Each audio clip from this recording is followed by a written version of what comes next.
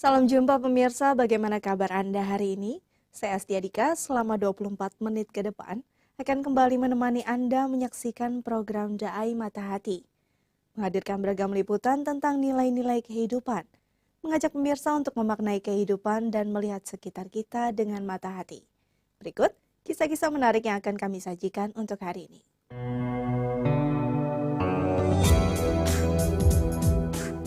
Cerita inspiratif untuk anak.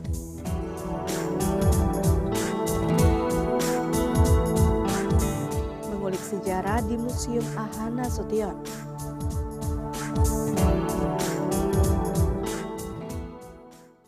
Prihatin dengan pendidikan budi pekerti terhadap anak yang kian hari makin terpinggirkan, sebuah penerbit buku milik keluarga Lily dan Eddie meluncurkan buku cerita inspiratif untuk anak yang mengajarkan anak untuk berbudi luhur dalam perilaku sehari-hari dan disajikan dengan pengantar berbahasa Inggris.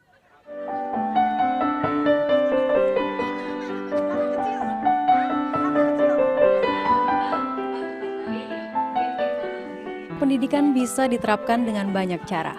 Salah satu cara cukup jitu adalah melalui buku. Buku sebagai jendela dunia bisa menjadi alat transformasi wawasan, sekaligus sarana hiburan bagi anak-anak hingga orang dewasa.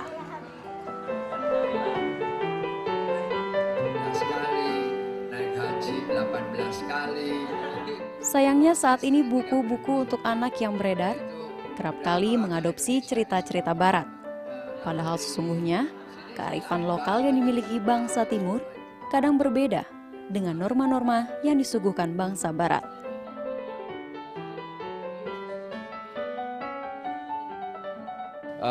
Pendidikan yang sangat diperlukan untuk anak pada masa kini adalah pendidikan yang mampu menggali potensi dari anak-anak itu.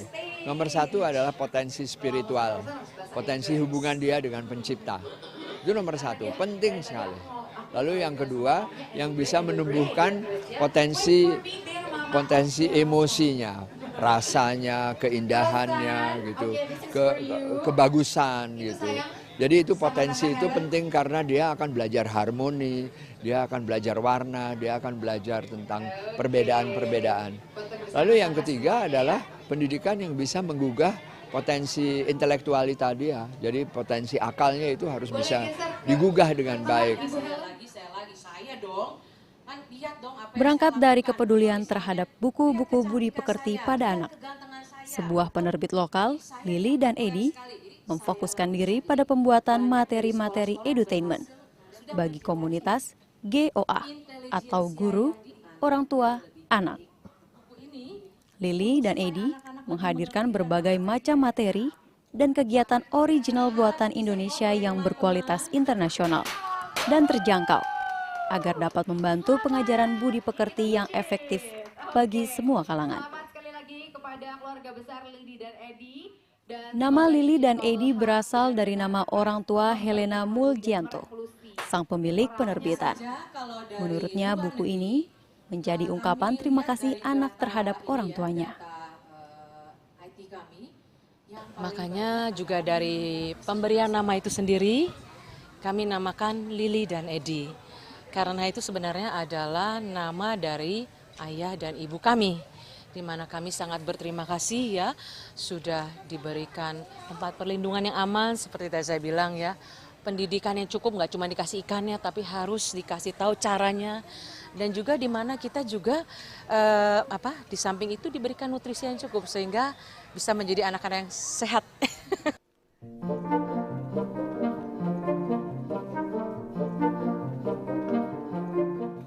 Serial buku bergambar anak The Tale of Digit Kabelhart merupakan karya perdana Lily dan Eddie. Dibuat dalam bahasa Inggris untuk menggugah semua kalangan dalam meningkatkan kemampuan berbahasa Inggris anak-anak Indonesia. Selain itu, serial yang sepenuhnya dikerjakan oleh anak bangsa ini juga menunjukkan kepada dunia bahwa bangsa Indonesia mampu membuat karya-karya berbahasa Inggris yang setara dengan standar internasional. Cerita-cerita original yang sederhana namun syarat dengan pelajaran nilai-nilai budi luhur ini dikemas dengan warna-warni yang cerah, dan menggugah keinginan anak-anak maupun orang dewasa untuk terus membaca.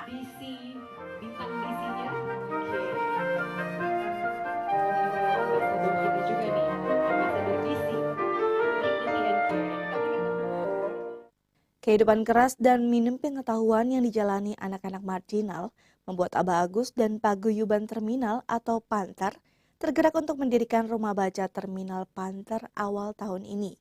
Rumah baca ini terletak tepat di dalam kawasan Terminal Kota Depok, Jawa Barat. Bagaimana usaha Agus dan rumah baca terminalnya? Berikut liputan tim Mata Hati.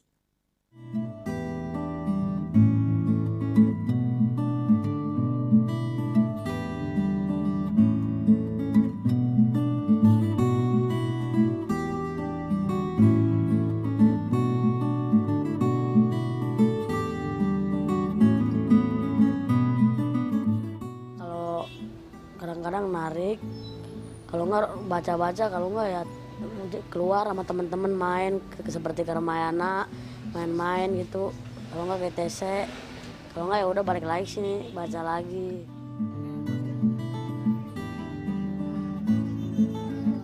Osia Ebner Silitonga adalah satu dari sekian anak warga terminal yang merasakan manfaat rumah baca Terminal Panter di Terminal Terpadu Kota Depok. Osia tak pernah mengenyam bangku sekolah, sehingga ia tidak bisa baca tulis. Tapi itu masa lalu. Osia yang sehari-hari bekerja sebagai kenek angkutan umum, kini mulai bisa baca tulis berkat rutinitasnya menyambangi rumah baca Panter Terminal sejak 3 minggu lalu.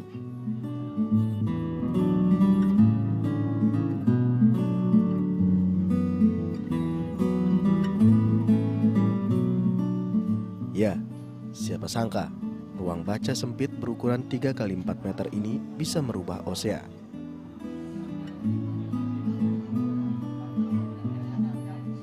Rumah baca Panter didirikan atas inisiatif Abah Agus, seorang laki-laki asal Garut. Kedudukan Abah Agus sebagai ketua paguyuban terminal atau Panter membuatnya berpikir untuk merubah stigma negatif terminal yang selama ini melekat di masyarakat.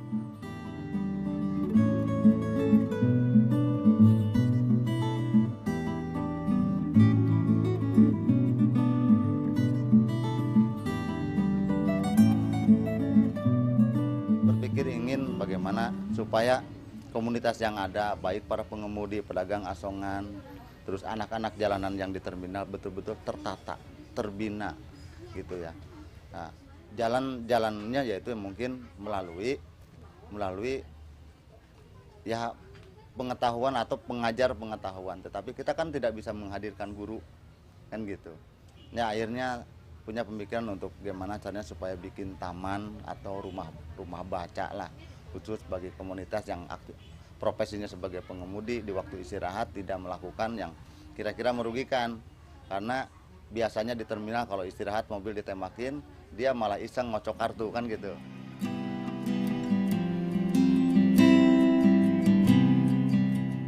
Tak gampang untuk merubah kebiasaan warga terminal yang mengisi waktu senggang dengan kebiasaan yang kurang baik. Namun, lambat laun usahanya kini mulai membuahkan hasil dan didukung oleh warga terminal lainnya. Di paguyuban terminal punya beberapa program dan banyak sekali program yang memang sebagian sudah terrealisasi. Dari pembentukan tim kebersihan terminal gitu ya, yang dilakukan oleh komunitas yang jujur aja, yang dulunya perilakunya luar biasa menjadi bahan sorotan negatif gitu, sekarang dengan upah kecil tetapi mereka ridho gitu melakukan atau merubah sehingga manfaatnya terminal pun jadi ya bersih lah gitu ya.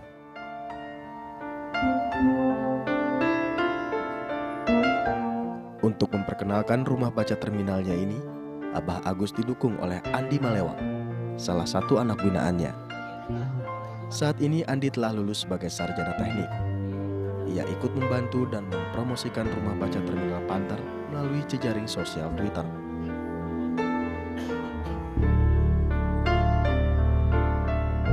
Karena ide untuk membuat sebuah rumah baca, saya beranikan diri, saya bilang ke Abah, kalau sekedar wacana itu selamanya akan jadi mimpi. Mimpi itu nggak akan terwujud kalau kita nggak bergerak. Nah, saya yakinkan beliau 4 kali bahwa saya siap gitu dengan teman-teman saya. Kemudian setelah Abah bilang, ya udah kalau mau bergerak ayo gitu. Kalau soal tempat apa segala macam itu urusan Abah. Oke. Nah, untuk mendirikan rumah baca juga saya kumpulin dulu dong teman-teman kan. Saya ajak teman-teman dari kampus, teman-teman komunitas. Kita gerak yuk.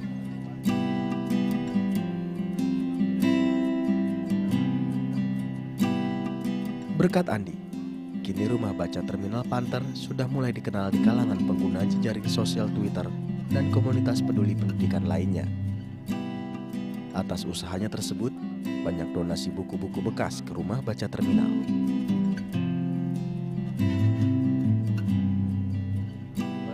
Kepengurusan rumah baca sendiri tuh paling cuma sekitar 5-6 orang lah. 5-6 orang, tapi relawan-relawan kita nih yang luar biasa. Nah, akhirnya kita angkat isu itu di Twitter. Disambut. Nah, dibantu juga oleh akun-akun besar ya, punya artis, punya seleb tweet, dan beberapa komunitas di Twitter yang serupa.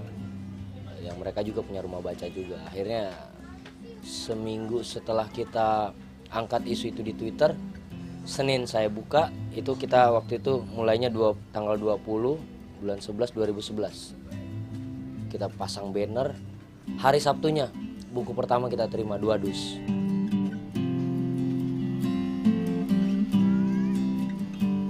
Rumah baca Panter di terminal merupakan rumah baca gratis pertama di kawasan Kota Depok.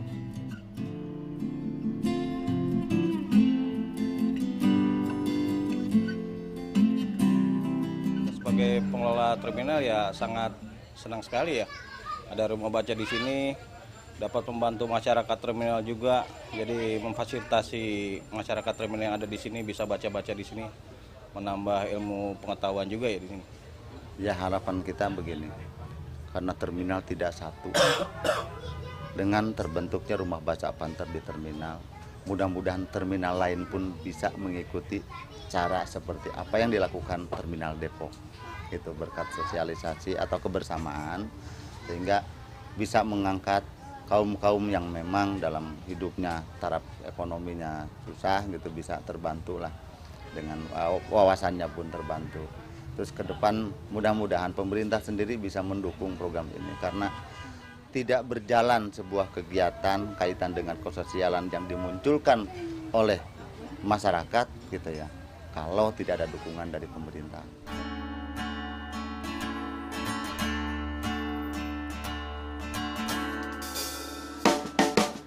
Kehadiran rumah baca terminal menjadi bukti bahwa terminal tak selamanya sangar. Bahkan rumah baca ini bisa menjadi pelepas dahaga anak-anak marginal yang sebelumnya tak pernah mendapat akses ilmu pengetahuan.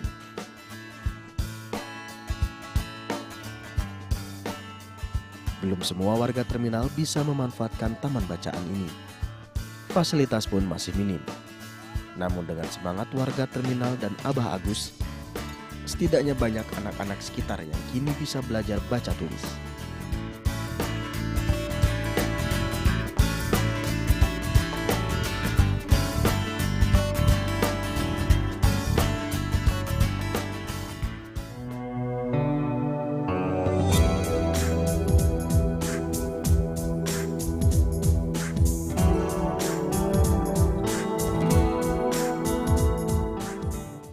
Bagi Anda penggemar wisata sejarah, tempat yang satu ini wajib Anda singgahi.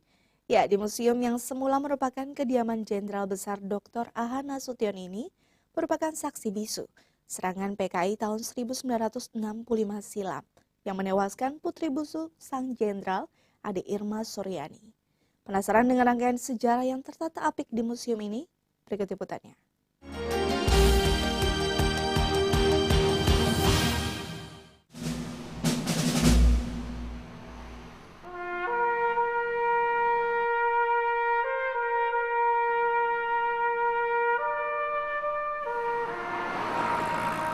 Masih lekat dalam ingatan kita peristiwa serangan PKI pada 30 September dan 1 Oktober 1965 yang menewaskan 7 perwira tinggi terbaik bangsa. Salah satu dari rangkaian sejarah tragis tersebut diabadikan di bangunan ini. Museum Jenderal Besar Dr. Abdul Haris Nasution. Di bangunan yang semula merupakan kediaman Jenderal A.H. Nasution inilah terjadi peristiwa dramatis di mana pasukan Cakrabirawa berupaya menculik dan membunuh sang jenderal. Namun upaya tersebut gagal. Justru putri kedua yakni Ade Irma Suryani dan ajudan Jenderal Letu Pierre Tendean gugur dalam peristiwa berdarah ini.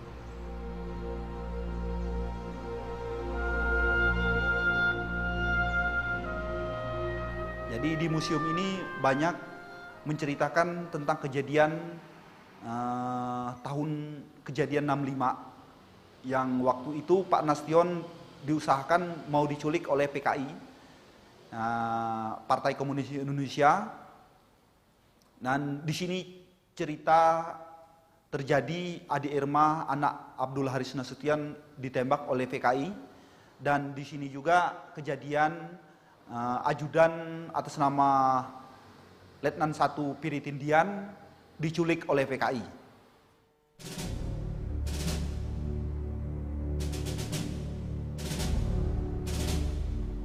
Ketika menjelajahi museum ini, Anda terbawa dan meretas kembali rangkaian perjuangan dan karya Jenderal Besar A.H. Nasution di bidang militer. Terdapat ruang-ruang bersejarah yang merangkum apik konsistensi dan kecintaan sang jenderal pada tanah air.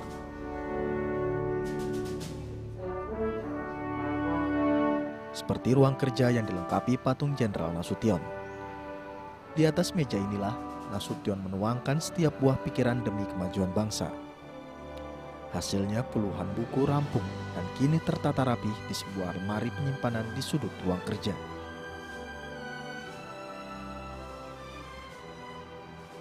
Nah, kalau bisa dilihat di museum ini, yang pertama kan kita bisa masuk ke ruang tamu umum. Ruang tamu umum ini disinilah tempat berkunjungnya atau bertamunya rakyat atau mahasiswa diterima Pak Nasution di ruang tamu umum yang pernah saya kasih tahu tadi sama Ibu. Yang kedua ada ruang kerja. Jadi Pak Nas di samping di di kantor dinas dia punya ruang kerja di rumah pribadi. Di sini kita bisa lihat meja. Di sini kita bisa lihat Pak Nasution wisuda waktu beliau kuliah di Universitas Bandung Pajajaran. Di sini juga bisa kita lihat ada buku 70 judul karangan Pak Nasution yang sekarang bisa lagi dicetak perbanyak oleh negara. Dan kalau kita masuk ke pintu lorong tadi kita bisa lihat ruang kuning. Ruang kuning ini ruang favoritnya Pak Nasution. Ruang VIP-nya Pak Nasution. Jadi kalau Pak Nasution menerima tamu, pejabat dalam negeri, luar negeri ya di ruang kuning. Tapi saya tanya ke Ibu, yang sering sekali kata Ibu bertamu di ruang kuning ini adalah pengagum Pak Nas. Pengagum siapa saja? Salah satunya ya Pak Habibie, ada Pak Prabowo, ada Pak Sorono, ada juga yang lain-lain ya, ibu-ibunya juga ada juga pengagum-pengagum Pak Nas. Itu yang sering sekali yang duduk di kursi kuning atau ruang kuning tadi.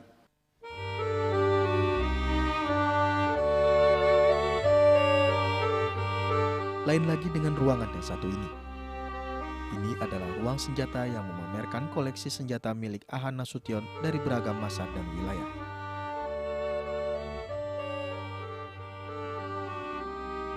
Namun yang paling menarik tentunya rangkaian diorama pasukan Cakrabirawa dan keluarga Jenderal Nasution yang dibuat seperti aslinya.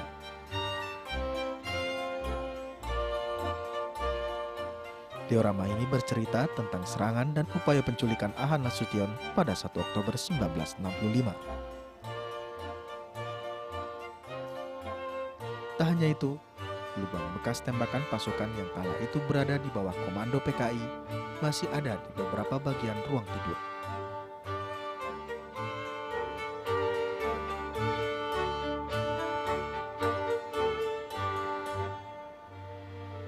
Kalau di ruang khusus tempat Pak Nas mau diculik oleh PKI, itu tidak ada lain di PAN, tempat tidur Pak Nas serta Ibu, dan foto keluarga. Di situ ada televisi, di situ ada juga lemari pakaian, dan di sebelah kanan tempat tidur di situ ada ya kamar mandi lah ya. Nah, jadi cuman itu. Nah, itu di kamar tidur adik Irma Suryani. Kalau di kamar tidur adik Irma Suryani lengkap seperti bapak sama ibu. Ada dipan, ada lemari, dan ada fotonya adik Irma Suryani. Barang-barang peninggalan adik Irma Suryani. Ya khususnya yang diperlihatkan di situ ada ya baju seragam adik Irma sekolah dulu waktu TK kan. Yang awalnya dulu berpangkat sersan 2. Nah, setelah dia meninggal, negara sematkan jadi sersan 1. Jadi mendapat sersan 1 Anumirta adik Irma Suryani. Di situ juga ada sepatu, ada bonekanya gitu kan. Dan ada juga satu baju yang waktu dia kena tembak di pintu tempat tidur ayahnya kan. Rangkaian sejarah yang tersaji dalam museum yang diresmikan sejak tahun 2008 ini ternyata mengundang kekaguman pengunjung.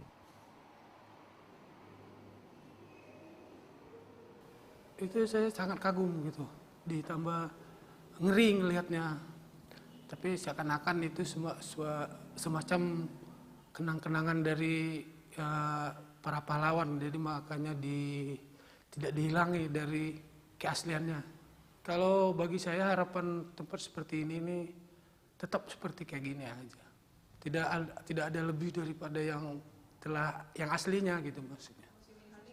Ya harapan ke depan museum ini ya banyak dikunjungin para generasi penerus biar tahu akan sejarah kejadian tahun 65 ya, yang PKI mau menculik atau mau membunuh seorang jenderal kita,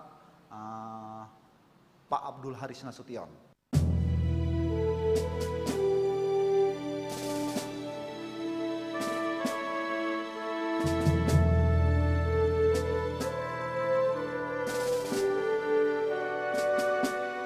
Negara yang besar adalah negara yang menghargai sejarah bangsanya. Sepatutnya kita turut menjadi bagian dari upaya tersebut. Karena saksi bisu perjuangan bangsa yang diabadikan dalam museum adalah harta bangsa yang tak ternilai harganya.